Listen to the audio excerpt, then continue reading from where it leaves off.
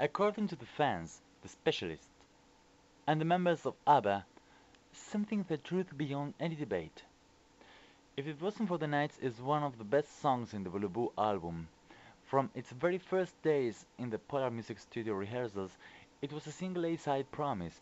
In fact, it was premiered on the Japanese and British TV as soon as it was finished, before Chiquitita took that place away. From that moment on, If It Wasn't for the Night has the characteristic of being one of the very few songs in the Voulez-Vous album which wasn't released in single format, with the exception of its release in that format in a couple of countries, and remains as one of the most interesting album tracks in the whole ABBA catalog. It's definitely a very good song, says Bjorn. I remember that we worked a lot on the way the girls sang the chorus. It was crucial that they hit the notes in a certain way, or it would have ended up a much different track.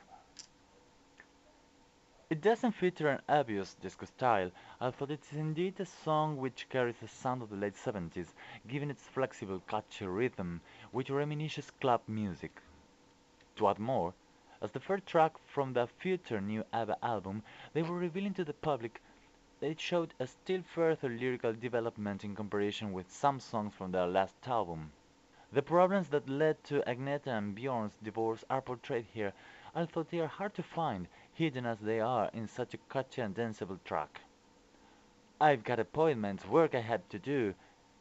Keeping me so busy all the day through is the thing that keep me from thinking of you. I don't care what I say, and I lose my temper 10 times a day. Still, it's even worse when the night's on its way. Those lyrics were written during the period when I was feeling really depressed, beyond remembering in those days. I'm sure it was something that hit me on a lonely night. When it was premiered on TV, when the song still was meant as a single, it didn't feature the luxurious orchestral arrangement we all know. This is one of the demonstrations that the joy, message, and energy of the ABBA songs could be transmitted without adding never-ending studio overdubs. The naked version is as good and effective as that which ended up in the Voulez-Vous album. This song is maybe one that was more finely worked for the album. Anders Elias' string arrangement is simple but brilliant. He himself in the 1999 documentary The Winner Takes It All goes all through it while he listens the recording and imitates the way in which orchestral instruments are played. Benny offers a piano intro which makes us imagine that we are entering an exclusive nightclub, and then he fills the track, copying the melody line for the vocals and the orchestra with his piano or synthesizer. The rhythm track does not leave a second to rest, and the girls explode when they sing. The vocal section is much enriched with multiple overdubs of a very enthusiastic Agneta. Everything is up in the track, but in a fair measure. Benny and Bjorn made a very wise vocal arrangement. Had been so intense all the time, it would have annoyed the listener.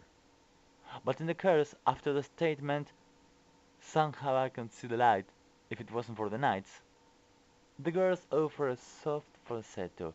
"If it wasn't for the night, I think that I could make it."